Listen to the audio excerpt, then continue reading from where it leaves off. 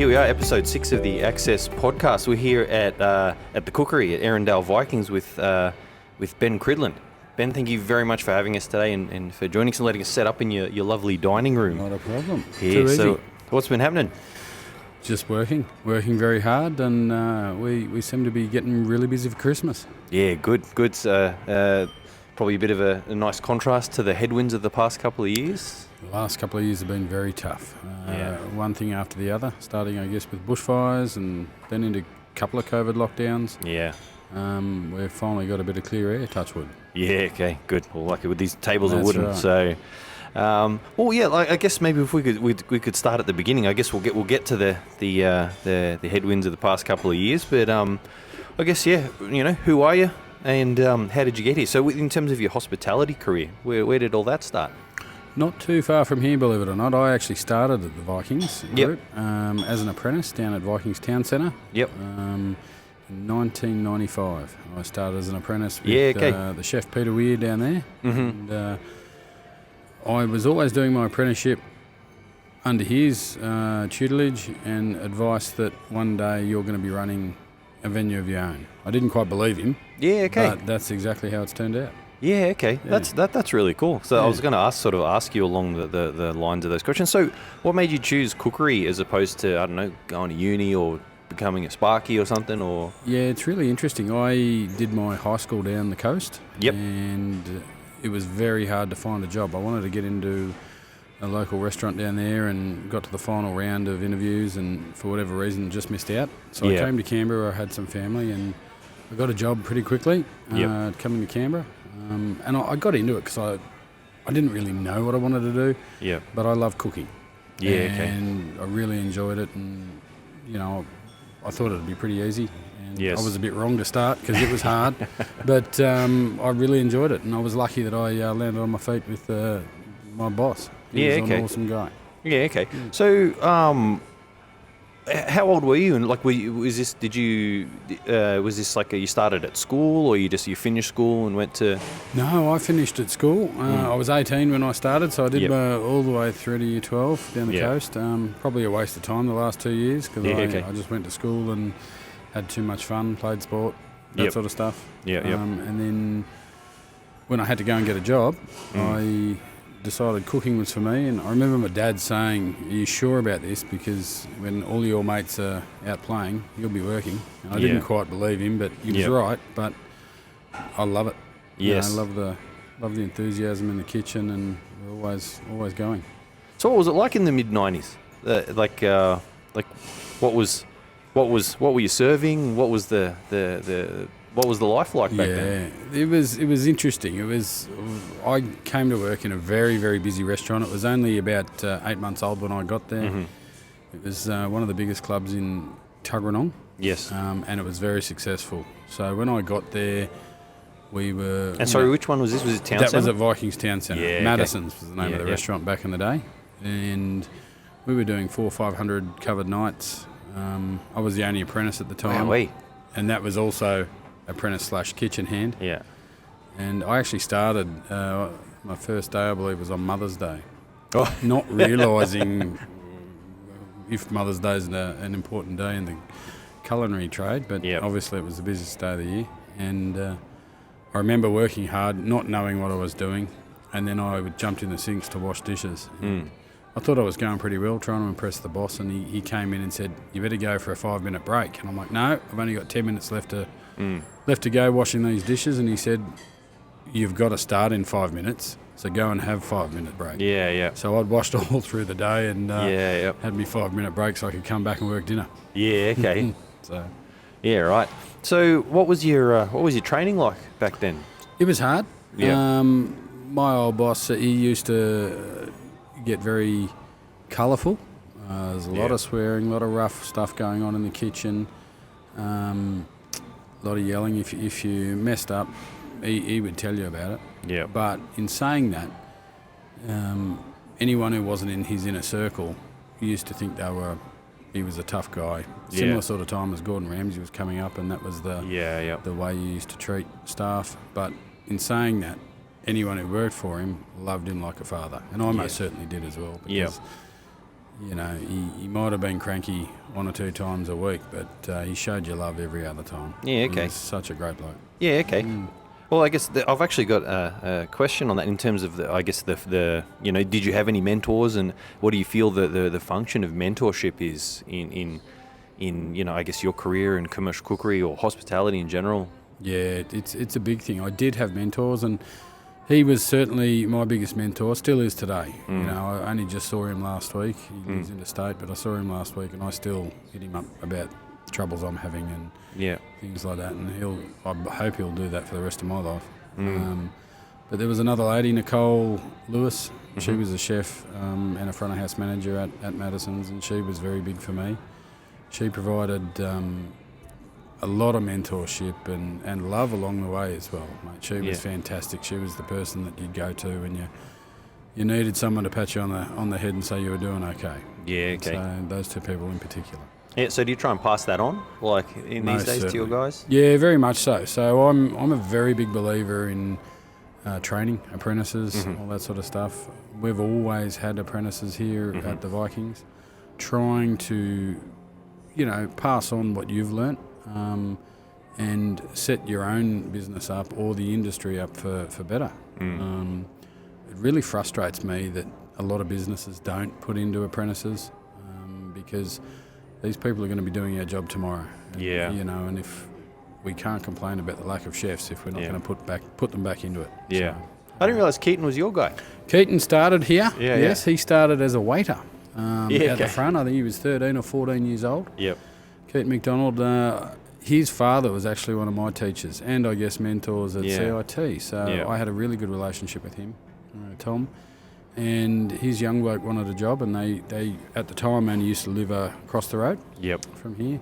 So he came on as a waiter and was very good, but was itching to get into the kitchen. And he started a snap apprenticeship, which is, I guess, the first precursor thing that kids were doing, these apprenticeships in school at the time. And he was special. He was a really good kid. He was far and above in front of any apprentices at the time. Yes. He was really good. Yeah.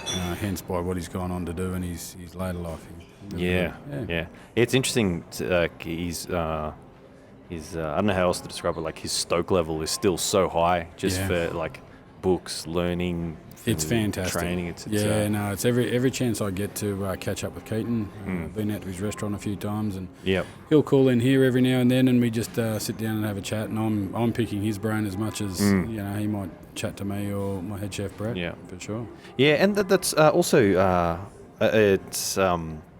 I see that you've made some really great. Well, I don't know if you've made them, but if they're just like that. But Brett and Deb, you've got some really great mentors. Yeah, 100% for you guys. 100%, and not just for my staff, but they're some of my best friends in life, and mentors for me as well. I met Brett when I was an apprentice. Actually, he was an apprentice at the same time at the Ainsley Football Club, and we went to CIT, and we were both bench partners. Yes. Similar looking guys, similar sort of. We were the only 2 blokes that came from clubs that in that particular CIT class, and we were best mates for about a year. Yeah. And then we just went our own separate ways, and he ended up applying for a job just when he became a chef here at this venue. And my boss at the time, Peter, said, he reckons he knows you. Is he any good? And I said, he won't let you down. He's going to be fantastic. Yeah. And a minute after he started here, it was like he'd been here for 10 years. And, okay. And, you know, next minute, 20 years down the track, he's still here. So, yeah. And Debbie, again, met her at Madison's. Yes. She was a tiny little waitress back then. She did a work experience there. Yes. And now she came over here at the same time as well as us, and she was running a coffee shop. She's my restaurant manager, and I find her job to be the hardest one here because she's got to deal with me and Brett. Yes. and she runs us and looks after us really well here. So, yeah, cool. So when you were going through your career, did you have any goals like at the beginning? Like were you like looking, keen to progress, or like you were mentioning, did you have the vision of like owning a business or anything like that? Or it's interesting. I did, but I never really believed it could happen. Yeah, okay. I really didn't. My boss, Peter, he always used to talk, and not just to me, but to his own staff. What would you do in your own business? Yeah. how would you do this and why would you do that, and tried to explain it to me. And I'd always come in looking to do extra work to try and find little tips and tricks that he used to be able to do. Yeah. And then an opportunity came up here to take a head chef role up here under Peter for a year, and I think within a week of me doing that, he come and said, right, I'm only doing this for a year and I want you to take over. And I immediately got cold feet thinking, I was only 23, 24 at the time. Yeah, okay. There's no way I could do that. And a year later, he did pull the pin and he said, right, I need you to do this in 4 weeks. And So that would have been like year 2000 sort of thing? Yeah, 2000, I believe 2000, like early 2001. Yeah, okay. And I wasn't sure I could do it, and I said, look, was going on leave, and I said, I'm not going to be able to do it. I pulled out. And when I came back after holidays and talking to my wife at the time, she convinced me. Yeah, okay. She actually said, when are you ever going to get this chance again? Yeah. He's not going to let you fail. And if you do fail, you're not going to be the first business owner or restaurant owner to fail. Yep. You're still young enough to pick our socks up. So we did, and I came back to Pete and said, I'm ready to go. And he said, well, I'm not ready now. And he made me wait 3 or 4 more months, and then he eventually did it. Yeah, okay. And I think I had $600 or $700 in the bank at the time. Yeah, right. So that was going to be my next question. So, like, what? I guess, how did you position yourself? In terms I guess how did you position yourself for your leadership, and then obviously getting into the business? So it was Peter was still had Madison's down at Town Centre, and he used to help me out very much in that first year. He would do a lot of my bookwork for me to make sure I was going okay. He's never said it, but I'm sure if I did fall into financial trouble, he probably would have helped me out. Yeah. And he always just kept an eye on things for me. And after about a year or two, I'd worked up enough knowledge and craft to, pull out on my own and go from there. Yeah, okay. So, my word. Yeah, cool. So what have been some of, your favourite lessons and maybe some of your biggest challenges that you've experienced in the past 2 decades? That's a good question.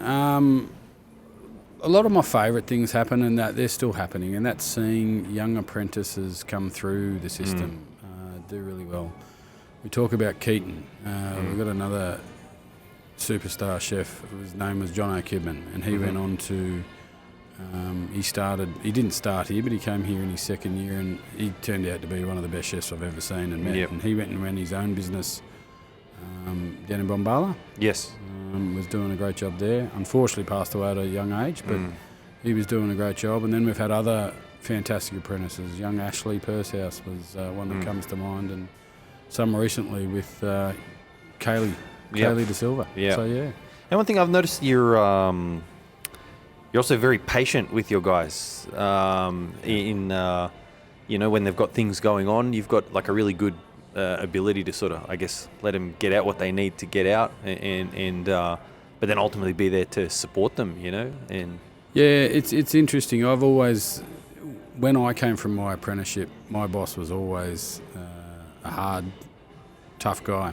Yeah. Very, very much loved, but I realised that I couldn't be him. I couldn't do the same as him, and I was always pretty calm and chilled, and I'd rather take the load on my shoulders than give it to these other kids and watch them fail. So I took it on my load and just bit my tongue a bit and encouraged them that way. And I found that was always a method that works well for me. Yes, Sometimes you have to show these guys a bit of stick, but for the most part, it's it's helped them along the way as well. Yeah. Then you've just taken in a new crop of little assassons by the looks of things. They are assassins. They're superstars. I originally was only going to look for one apprentice. I ended up with 3. Just here at the Vikings Erindale. I've got one down at Town Centre. And another couple coming for the other venues.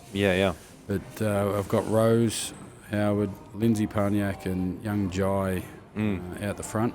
Yes. And all these guys have come to me with a passion that I haven't seen in ages. They just love it. They want to be involved in the kitchen, and we're out the front, and they're going to be our next leaders. Yeah. So when you say you haven't seen it in ages, what's different with these guys than in the past? Yeah, it's interesting. Their enthusiasm. their enthusiasm and their want to cook, and they're talking about the future and how they're going to get it.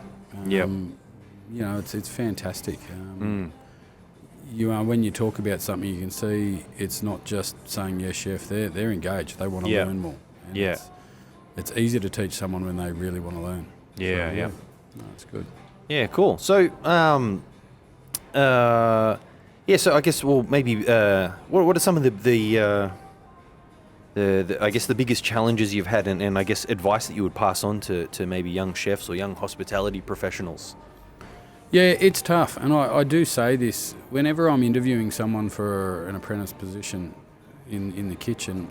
I like to read and tell them all the tough things that are going to happen. You're going to want to quit your apprenticeship 10 times in the first year, 5 in the second. All this sort of thing. It will be tough, but I also say that it's one of the greatest jobs as well. And then when we get them through, so that they know it's coming, it's going to be hard. But challenges, we've had quite a few over the years. In 2018, 2019, we had a fire in the kitchen, which gutted the kitchen here completely. And within 2 days, we'd turned it around and was operating. We used to have 2 restaurants here. We've now got the one. We were operating 1 restaurant within 2 days of the fire. That's literally my worst nightmare, and it came true. But and then we rolled into a bushfire outside, which was pretty devastating for Canberra and the club and COVID. So what was the COVID times like, if you don't mind me asking? How did you guys navigate that? It was terrible. I went into it on the very last day before we locked down. We'd cleaned up the kitchen and everything like that. I had freezers and fridges full of stock, which I assumed I wouldn't be able to use. And I took a video of this place, and it looked terrible. It was dark, it was dingy, it was shut down. This place only works well when the lights are on and the noises are going. And I thought that was me done in the business. I didn't see a way back because, the government's help with the wage reimbursement and stuff, that really saved us. I would have come out of paying all my bills and all my wages with not a lot to show. Would have come out in front, but with not a lot to show and 20 years in the game, and to walk away with nothing, it was really sad. But we got through it, and our core group of staff stuck through us. And we came back very quietly, but the Vikings group themselves couldn't have been any better. They were huge help. They looked after the staff, they looked after me and my staff, and took them in as if they were their own. So, big props go to the management and the board of directors here at Vikings for really helping us out. So, where was I going to go next? So the work-life balance. So, what was that like for you in your early career, and I guess how do you manage it now, and how do you manage it with your guys as well? Yeah, it's really tough. Work-life. All I knew at the time, I came from the coast and came straight into a full-time job, so I didn't really know anyone here, and it was all about work, and everyone became my friends and at work, so you kind of lived at work. And that really hasn't changed. You'd always get your 2 days off. And that's probably the hardest thing to deal with. But in saying that, it gets a bit easier now. You get used to it. My 18-year-old daughter's just started today, actually, in a full-time role, and she's been around this game for a while. But she doesn't understand what full-time work's going to be, and that's for her to find out. But it has been tough, and there have been many challenges, especially early on in life. As you say, you get started at the party at 10 or 11 o'clock at night after you've knocked off work, and you can't put your work off until tomorrow. It has to be done right now because that's when the customers are coming in. So having young kids during during a busy hospitality career, what are some tips or tricks for people that might be experiencing that at the moment? Give more time to your kids, I guess, is what I can say. I didn't. As I said, my daughter's just turned 18, and her whole life, her father's worked 5 nights a week minimum. Yeah. And so that's tough. It's tough on Emily's mum. It's tough on Emily. Yeah. And it's one of those things that, we don't generally have dinner around a table because I'm not there. So give as much time to them and to try and work it out. But it's one of those industries that is very rewarding.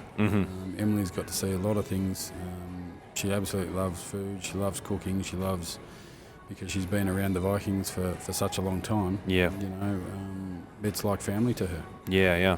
So what can a young person expect if they successfully apply for a job here? So in terms of, I guess, job role and career prospects and things like that. Yeah, it's actually looking better and better nowadays. So you get to work in a kitchen with upwards of about 10 or 12 people. Yeah. Various roles from head chef all the way down to kitchen hand and wait staff, obviously. You immediately get a second family that care for you, that love you, all that sort of stuff.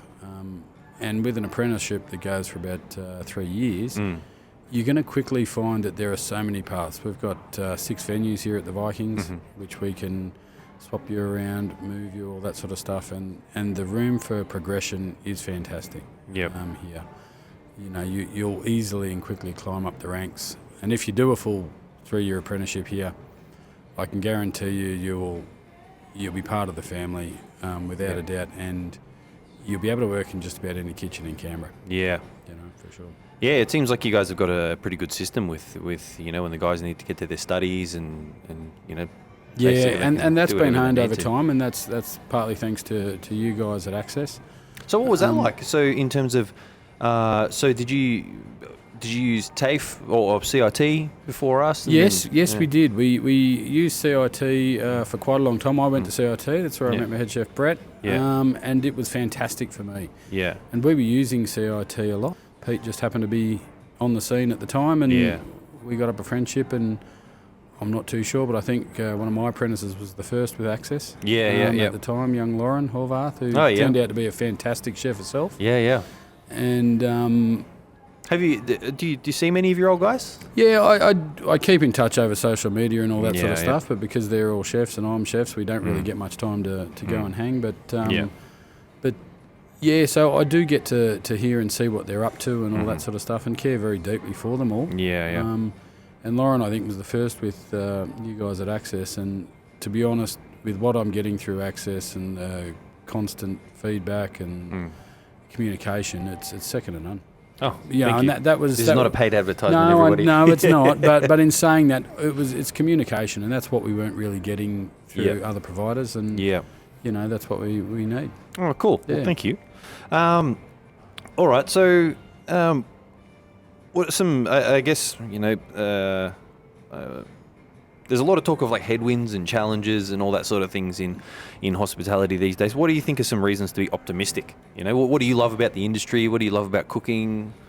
Look, the one thing I love about cooking is the thrill and the ride I get when it's a really, really busy service. Yeah. I crave that. If I could do that all the time. Yeah. Prep work can be tedious, can be a bit boring sometimes. Do you have a favourite service? A Friday or a Saturday night. Yeah, okay. So not one in particular, like best one ever? Oh, no, not really. Yeah. A successful one, I guess, is the answer to that. Yeah. Absolutely love it when everybody is in their spot and are firing on all guns and we're getting a huge crowd in. I absolutely love it. And that goes back to when I was an apprentice at Madison's as well. Yeah. There's nothing better. Some people get worried about large bookings. I say bring them in and let's get more. Yeah. It's something that I'm really keen for. Do you have any memorable stinkers? Many. I remember my very first night on the grill at Madison's. Yeah. The boss was away. A couple of other chefs were away, and I was told I had to go on the grill on a Saturday night, and I was petrified. And everything I touched was absolutely perfect. It just went. I didn't know what I was doing really. Yeah. I was cooking steaks, but evidently I fluked at just about every one, and it was great. And we did something 450, a crazy number, and I thought I was. That's so many. So is that like tables turning all the time, or is that just like 450 people come at once? No, it's we probably turned it over 2.5 times. Yeah. And it was a crazy night.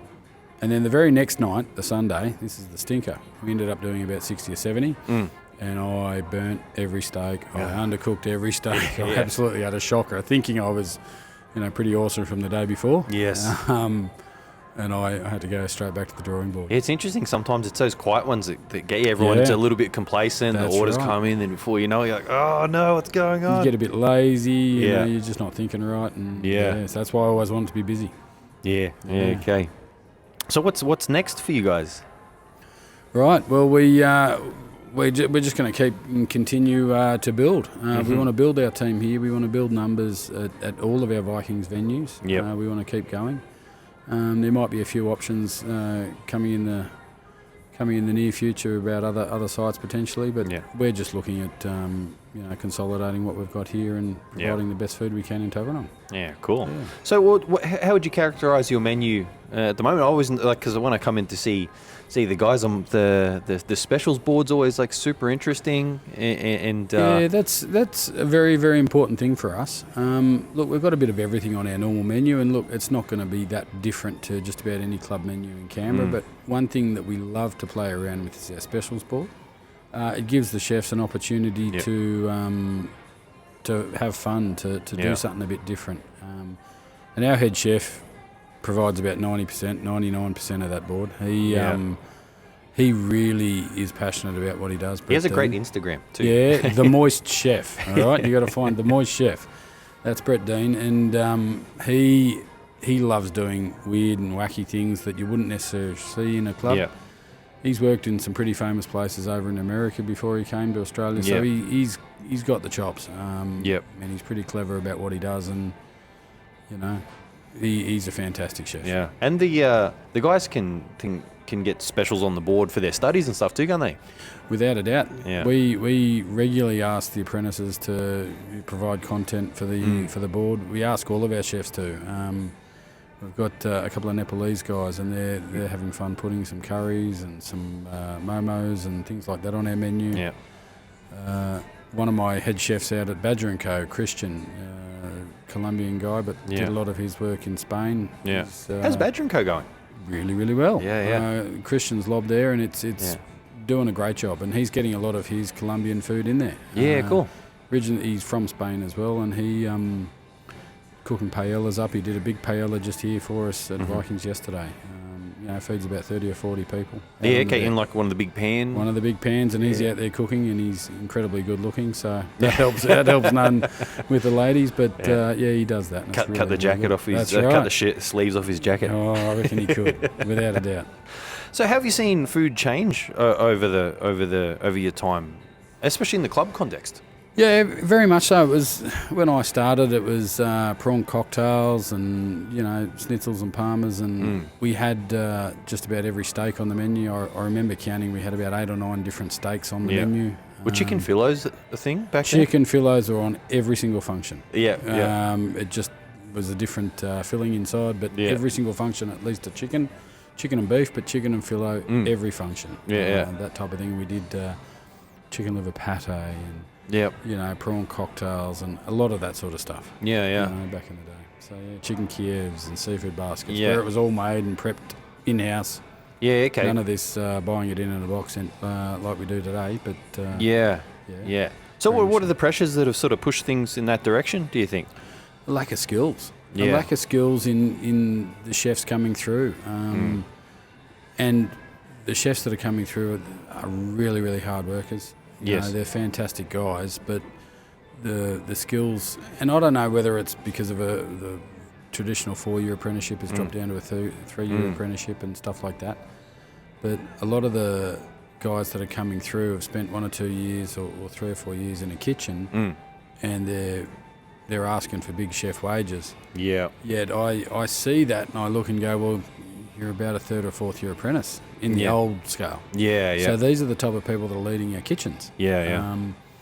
And it's hard for them to then pass on their knowledge to up and young kids. Which is what this industry misses, I guess. That's also another thing I've been meaning to ask. So, I guess you've stayed within the locus of an organisation for a long, long time, and obviously there's real value in that because career progression and all things like that. Like, what would you say to that? Because sometimes I guess nowadays people are a little bit more ready to move on and things like that. Yeah, it's tough. I look at that and think, if I missed out on something by not going out to all these different restaurants and getting different ideas and plans like that. But I'm a loyal kind of guy. So when I'm pretty comfortable in one place, I like to stick, but do it well.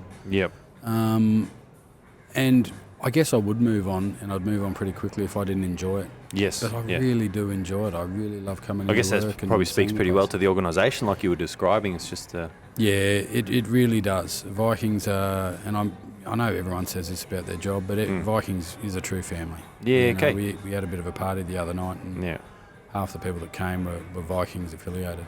Yeah, okay. And it was a really good. Also, what would you say to young managers, front or back of house, in terms of what are some key things to concentrate on for that staff retention, for the training, all that sort of stuff? Yeah, look, it's a bit of a simple thing. I think consistency.